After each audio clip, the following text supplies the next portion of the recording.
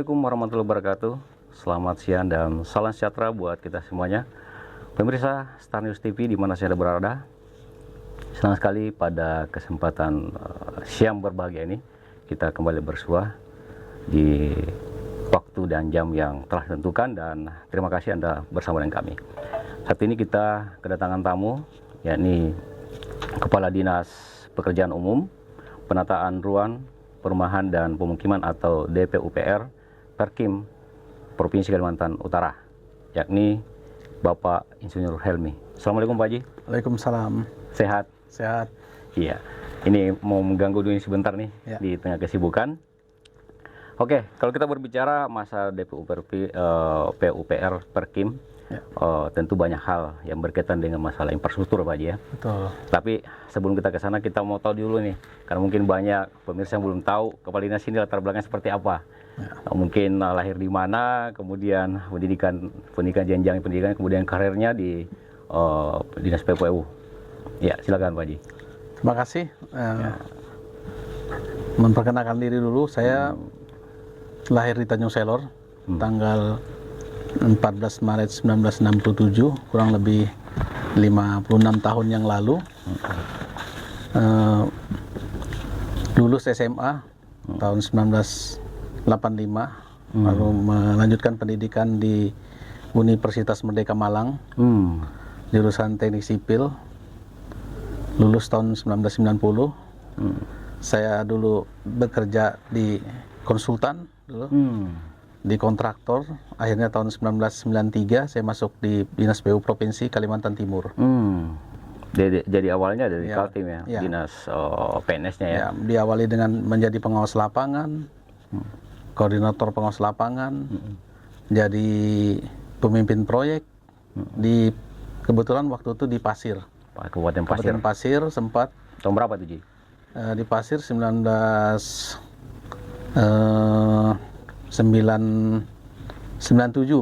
ya, oke. 97, 98, 99 saya jadi Pimpro di Tarakan. Sempat setahun, tahun 2000 masuk di Dinas PU Nunukan. Kabupaten Nunukan setelah pemekaran. Iya. Ya, kemudian sekarang ini berdomisili di Tanjung Selor ya? Tanjung Selor. Iya. Bahkan istri semua di sini ya, aja. Oke. Tahun berapa masuk ke ini, ke dinas provinsi? Pindah ke provinsi tahun 2020. Iya.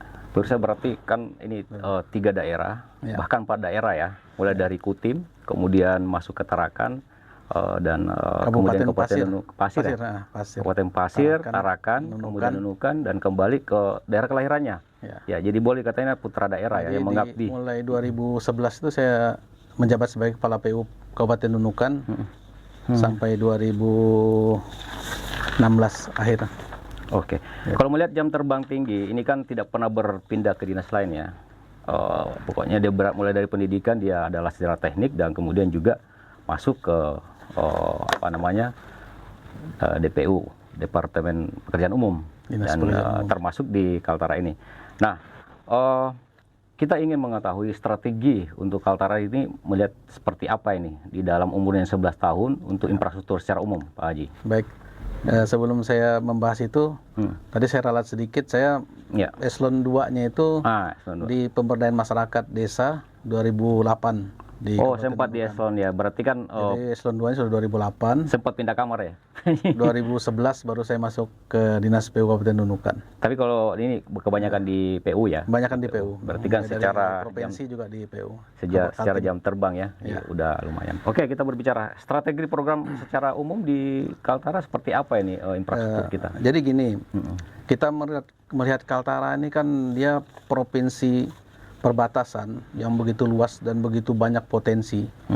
Dari ada 5 kabupaten, ada dua pulau yang beda penanganan juga, termasuk Nunukan dan Tarakan. Kalau strategi kita penanganan untuk infrastruktur, khususnya infrastruktur jalan, kita akan membedakan antara pulau dengan provinsi yang ada di daratan, kabupaten yang daratan. Konektivitas sesuai dengan visi misi itu sangat penting sekali, terutama daerah-daerah baik perbatasan konektivitas antara kabupaten yang ada di perbatasan, terutama yang berada di Kabupaten Nunukan yang di bagian daratan, termasuk juga Kabupaten Malinau, KTT, dan Bulungan. Nah, khusus 2 pulau yang ada sekarang ini, terutama yang ada di Tarakan dan Nunukan, kita akan berusaha meningkatkan dan mengkoneksikan jalan lingkar. Jadi di Nunukan itu ada 2 jalan provinsi, jalan lingkar selatan itu dari Sungai Patimah, Binusan, Sungai Banjar, terus ada ring road, coastal road yang ada di Pulau Nunukan yang menghubungkan antara pelabuhan besar Tonontaka menuju Peri Sungai Jepun. Okay. Kalau jalan lingkar sendiri itu Pak Ji, apakah ini dibuka akses karena kebutuhan atau mungkin karena situasi untuk mempermudah akses masyarakat atau gimana? Di sana kan ada perkebunan.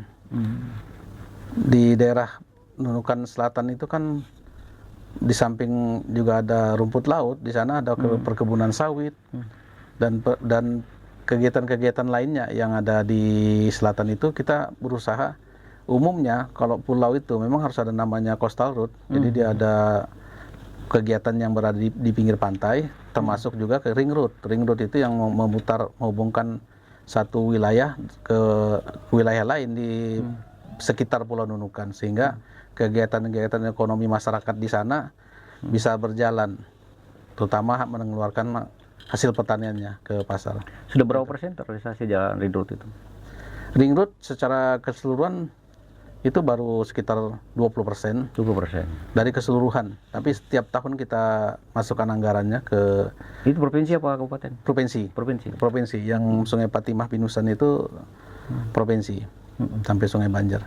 Oke, sekarang sudah 20% ya, sekitar 20%. Kalau fisik tahun ini yang dilaksanakan berdasarkan per tahun itu sudah kurang lebih 30-40%. 40%. Tapi kalau secara keseluruhan total panjang jalan penanganannya baru sekitar 20%. Oke. Itu jalan itu kan sebetulnya bekas X dari provinsi. Sudah mengalami rusak berat. Nah, kita akan menangani secara bertahap. Pekerjaan itu kan harus kita aspal karena kegiatan sebelumnya itu masih perkerasan batu atau agregat, sehingga begitu lama tidak terpelihara, rusak berat, sehingga dan saat ini kita akan tangani secara bertahap sampai tembus di Sungai Jepun. Itu targetnya berapa lama pengerjaan itu kalau misalnya mau menuntaskan? Sebetulnya sih tergantung anggaran, tapi kita berusaha dalam 2 tahun nanti ke depan itu sudah tembus. Tapi anggaran udah ideal atau masih butuh peningkatan lagi? Jadi anggaran di provinsi ini kan sebetulnya kita masih butuh perjuangan. Kebetulan saya baru 2 bulan. Oke. Jadi nanti 2024 kita berusaha meningkatkan anggaran di provinsi ini, terus infrastruktur jalan itu, sehingga bisa dapat anggaran yang begitu besar, sehingga penanganannya segera dalam waktu dekat bisa tembus. Ya, berbicara anggaran mungkin nanti sebentar kita bahas karena kita ada segmen tersendiri itu, Pak Haji. Cuman kami ingin tahu juga, atau mungkin kita ingin tahu perbedaan antara 2 pulau ini dengan daratan apa di dalam bidang pembangunan infrastruktur fisiknya. Ya, kalau sekarang kan di khusus Tarakan, tadi kita bicara Nunukan ya. Oke, iya. Tarakan itu kan ada bandara. Okay. Jalan nasional itu dari bandara ke pelabuhan. Provinsi lingkarnya. Jadi ada lingkar Pulau Tarakan tuh. Nah, hubungannya dengan kegiatan yang di daratan, perbedaannya di sana kan penduduknya begitu padat. Jadi kita harus membuka akses-akses baru, pusat-pusat pertumbuhan baru yang ada di Pulau Tarakan itu, sehingga pusat penduduk tidak terpusat di kota saja, mereka mungkin bisa berkembang ke daerah-daerah yang baru kita buka. Sehingga ada pusat-pusat pertumbuhan baru, ada pusat-pusat bisnis baru yang bisa dilaksanakan. Contohnya yang ring road sampai Pantai Amal. Iya. Itu kita tetap tingkatkan. Kalau berbicara masalah porsi anggaran, apakah setiap daerah berbeda aja atau gimana? Sebetulnya kalau kita bicara porsi anggaran, harusnya kita bicara prioritas.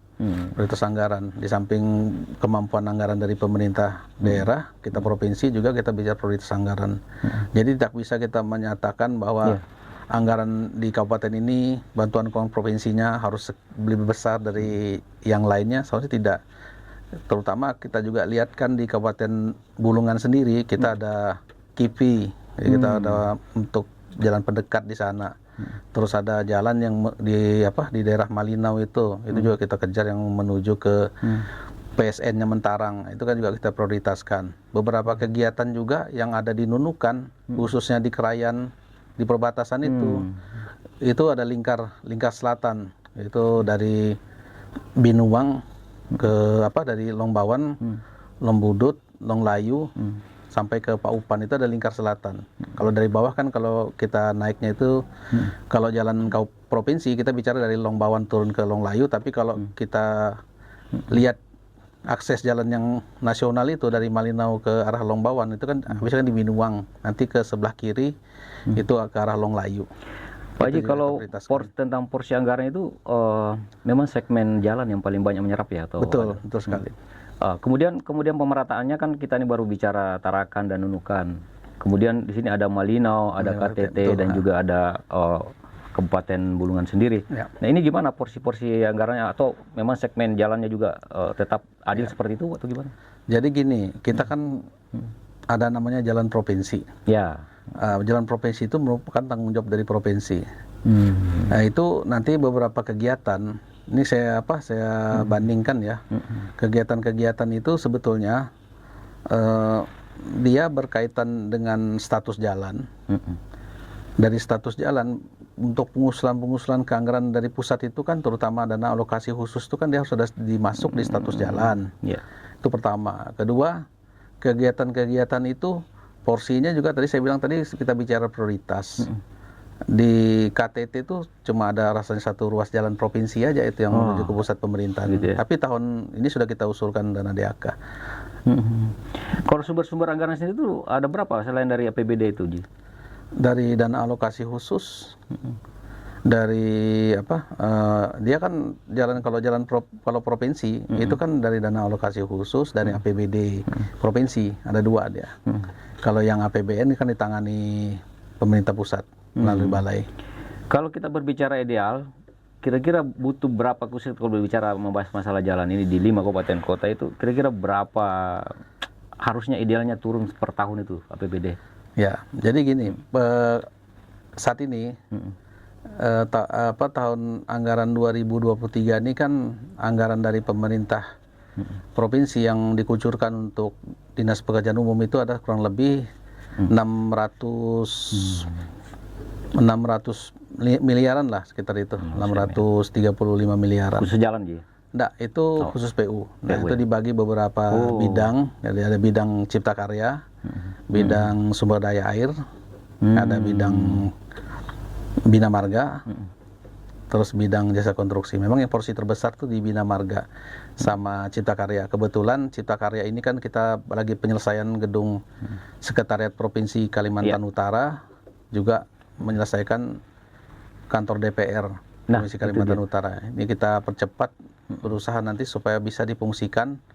Paling enggak bulan 10 itu sudah bisa ada kegiatan di sana. Oktober.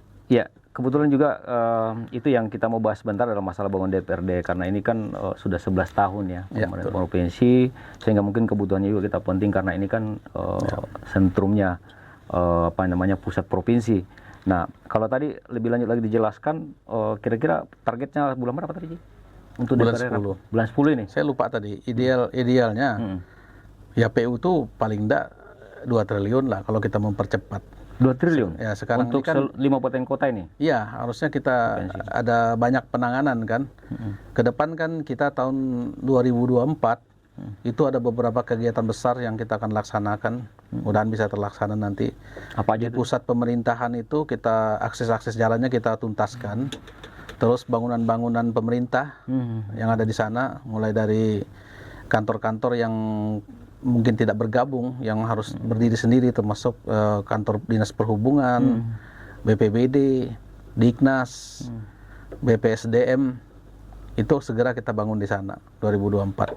Pada tahap sekarang ini kita persiapan masuk di anggaran perubahan 2023 itu adalah pematangan lahannya di sana. Berarti sudah planning, sudah ada ya? Sudah ada, jadi kita siapkan termasuk beberapa jembatan yang akan kita laksanakan. Mudah-mudahan anggarannya bisa terpenuhi semua.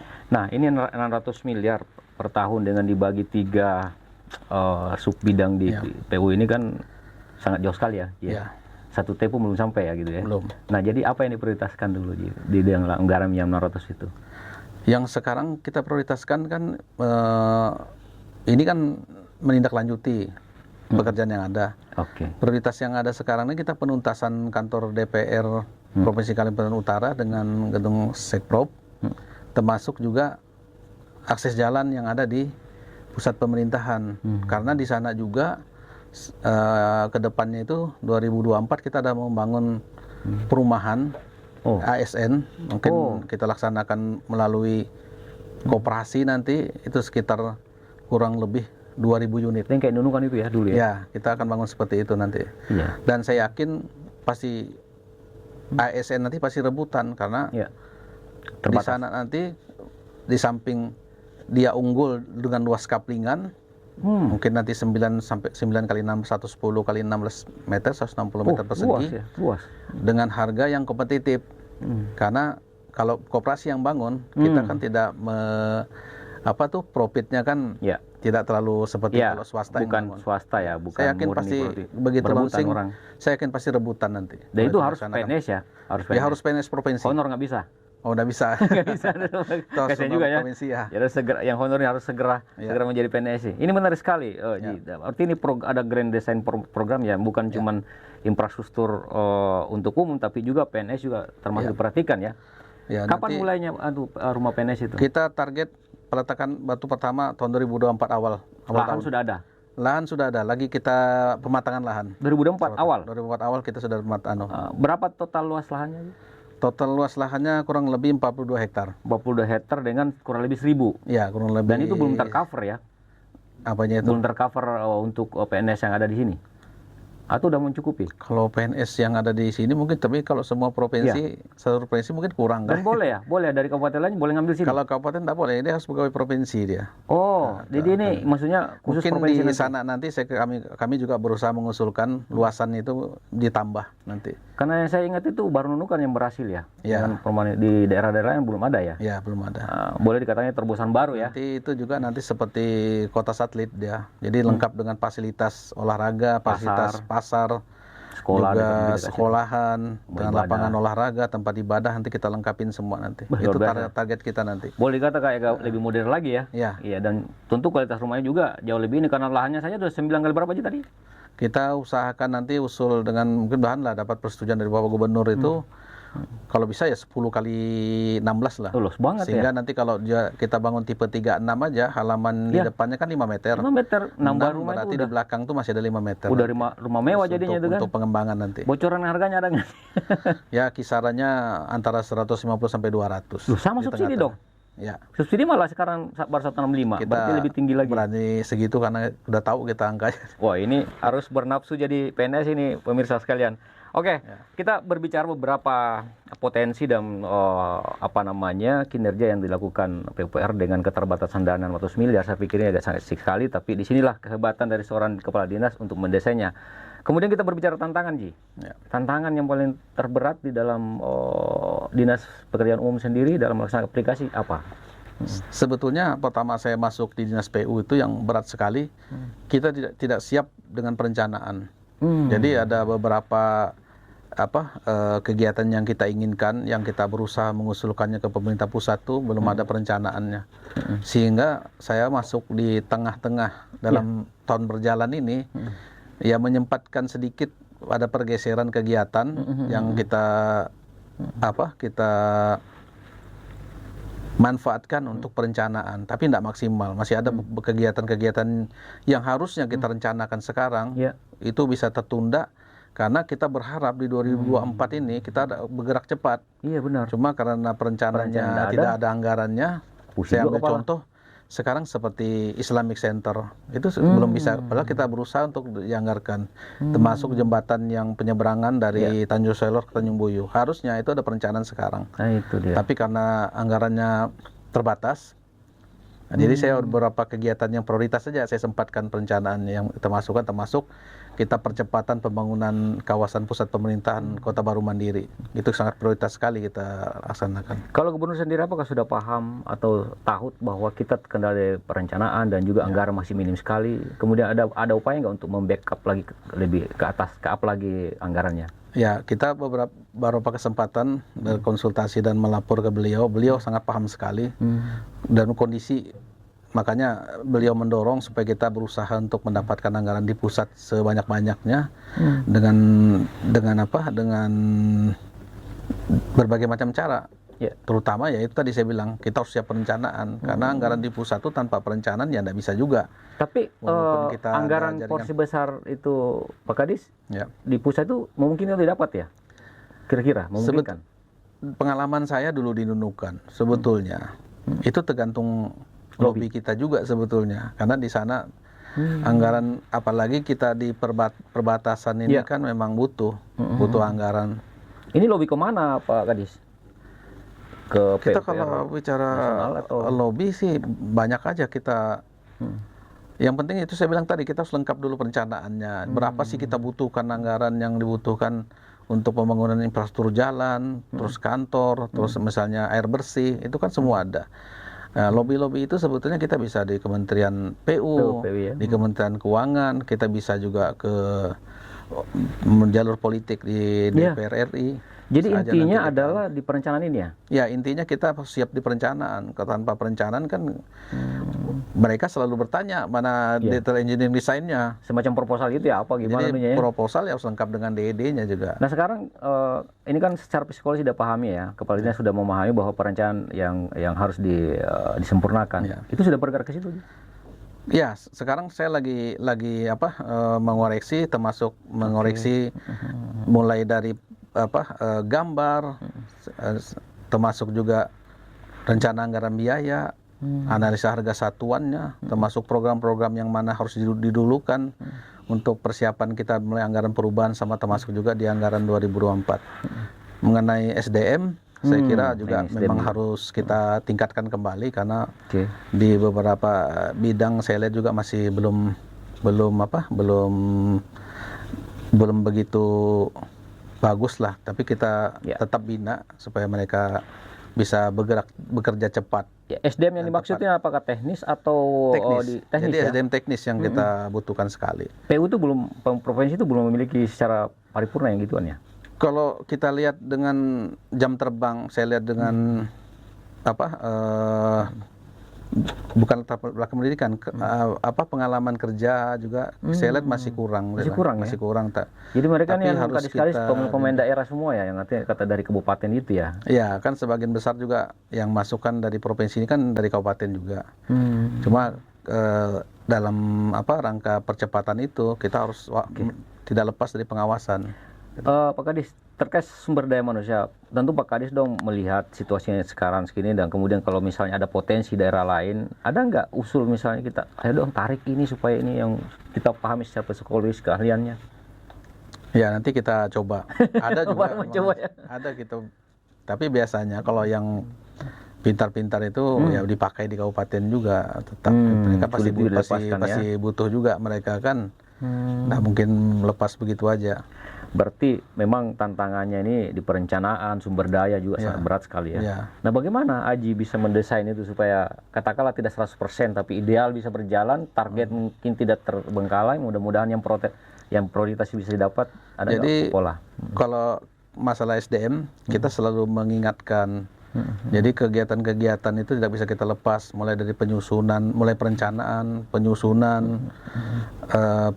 anggaran, saya masuk sampai ke sana. Jadi kalau ada kegiatan yang memang dia harus dipersiapkan untuk pekerjaan, misalnya jalan, saya akan periksa itu dia programnya, jalannya apa, produk akhirnya apa, perlukah harus dipakai produk akhir aspal atau beton, saya harus masuk ke sana. Karena ada beberapa kegiatan sebelumnya yang di luar dari tanggung jawab saya yang sudah berjalan itu beberapa kegiatan itu tanpa dia merhatikan pentingnya drainase. Jalan itu kan kalau drainasenya tidak dianggarkan atau dianggap cuma galian saja, itu kan sangat berpengaruh sekali dengan umur jalan tersebut. Itu ada beberapa kegiatan saya lihat tuh yang sekarang ini. yang sudah berjalan.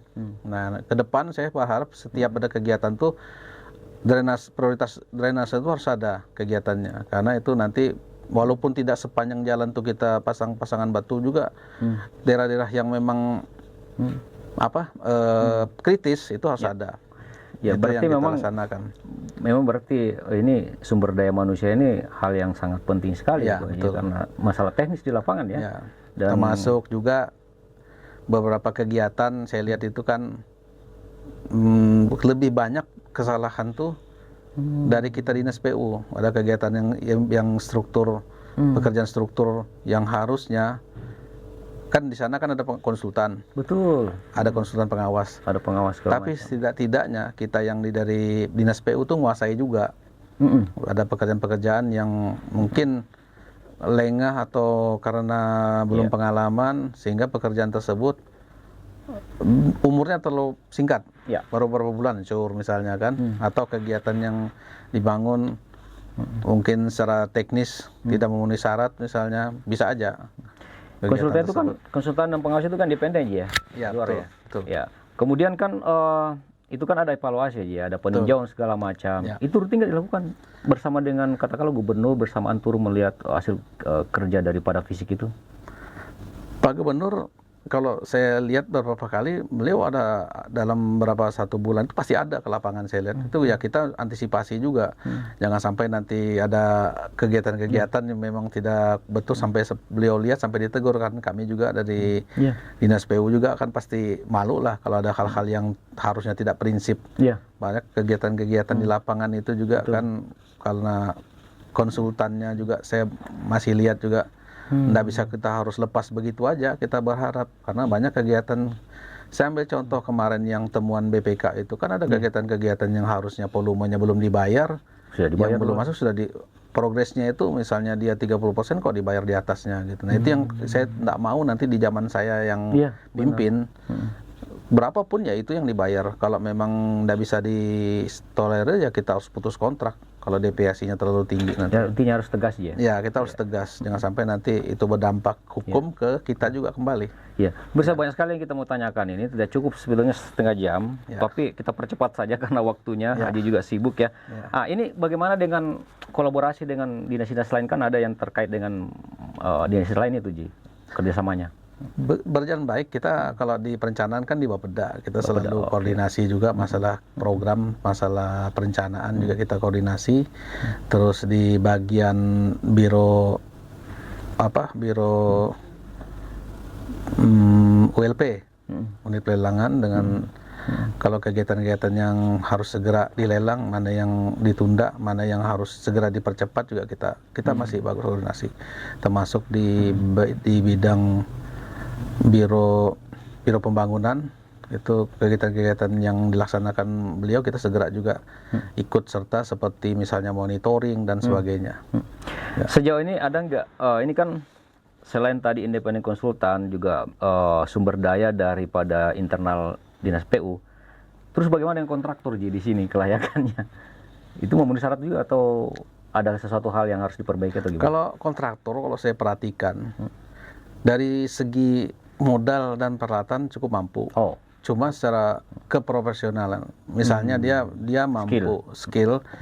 Tenaga ahlinya kadang-kadang kan lelang kan SKA-nya itu kadang-kadang juga kita lihat juga kadang-kadang pinjam, ternyata di lapangan ini bukan orang yang sesuai dengan penawarannya. Makanya saya sekarang agak tegas itu.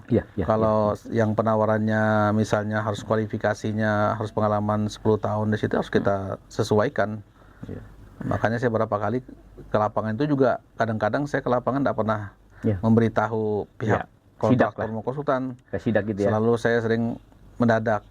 Terutama saya memanfaatkan waktu-waktu di luar jam kantor. Saya selalu keliling, terutama yang di dekat-dekat kota di Tanjung Selor ini, seperti Sekprop. Kadang-kadang biar malam kalau saya sempat singgah, saya singgah melihat kegiatan di sana. Termasuk juga di DPR. Oke, pemirsa, banyak sekali tantangan sebenarnya ya. Kalau kita ini ngeri-ngeri sedap ini kelihatannya ini. Harus memutar otak kepala dinas ini, memang harus jalan terbang tinggi ya. Karena dari deretan pembicaraan kita ini, kita masih sebetulnya boleh kata menengah di bawah standarnya nih kan. Sehingga kalau membutuhkan persoalan kualitas proyek fisik ini juga perlu peninjauan kembali. Tapi mudah-mudahan bisa diatasi lah. Sebelum kita mengakhiri, Ji, kita mau bicara ini kan kita baru berbicara jalan, jembatan ya. Terus bagaimana dengan misalnya fasilitas kesehatan, pendidikan segala macam untuk bangunan fisiknya? Kebetulan saat ini Dinas PU tidak menangani di infrastruktur pendidikan termasuk kesehatan. Itu ditangani di dinas terkait. yang terkait yang melaksanakan. Jadi memang sudah 3 ini aja ya, misalnya konstruksi, bina marga dan pengairan gitu ya.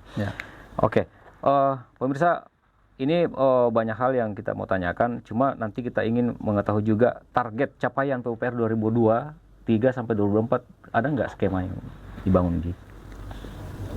Target di 2023 ini kan kita kan menyelesaikan jalan-jalan yang sifatnya prioritas, terutama pertama itu yang jalan pendekat ke arah KIPI itu tetap berlanjut, termasuk yang di jalan Ring Road Pulau Nunukan. Gunung Selatan yang ada longsor juga, saya lupa tadi yang di Tarakan itu sudah kita anggarkan, mudahan berlanjut terus di 2024. Nah di 2004 program percepatan kita nanti itu banyak kita prioritaskan di pusat kota baru mandiri, di samping dari kegiatan-kegiatan lain yang ada di kabupaten. Kota Mandiri itu di mana, Ji? Di pusat pemerintahan. Di pusat pemerintahan di sini ya? Di Tanjung Selor. Oke, ada tadi grand proyek ya, yaitu KIPI ya. Itu gimana sih modelnya kolaborasinya itu? Apakah dia swasta murni atau memang dipantau oleh Dinas PUPR? Kalau KIPI itu dia swasta itu. Jadi KIPI itu kawasan industri, sekarang namanya KIHI, Kawasan Industri Hijau Indonesia.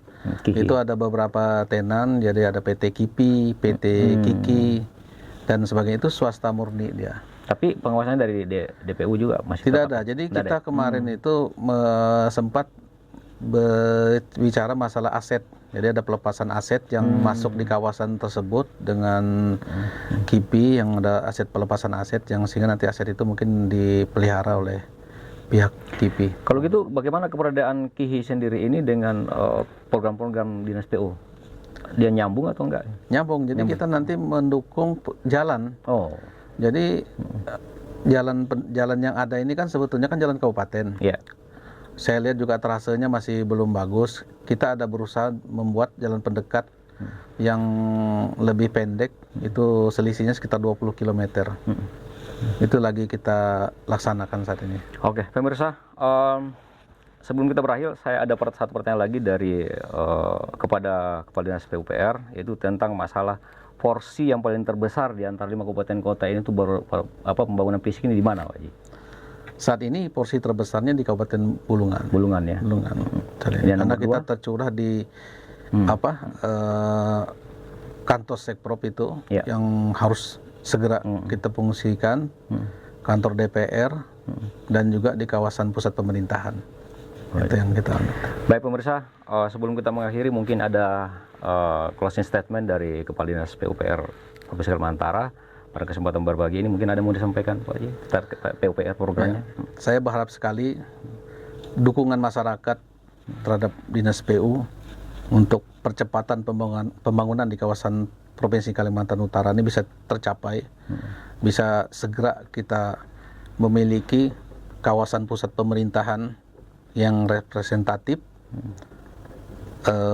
jalan tembus di KIPI itu segera kita juga miliki, termasuk juga jalan-jalan perbatasan yang ada di Krayan, itu kita mohon dukungan bisa segera dapat ditangani.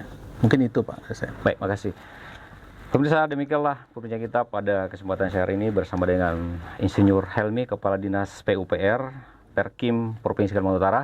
Mudah-mudahan bermanfaat dan juga banyak informasi-informasi yang menggembirakan tadi, seperti misalnya adalah insya Allah di 2024 akan dilakukan pembangunan perumahan PNS yang saya lihat ini adalah elegan karena dari luas tanahnya dan juga tentu saja visi bangunannya akan berbeda dengan lainnya. Baik, terima kasih atas kebersamaannya. Kami berdua mohon maaf jika ada salah-salah dan kami akhiri. Wassalamualaikum warahmatullahi wabarakatuh. Waalaikumsalam warahmatullahi wabarakatuh.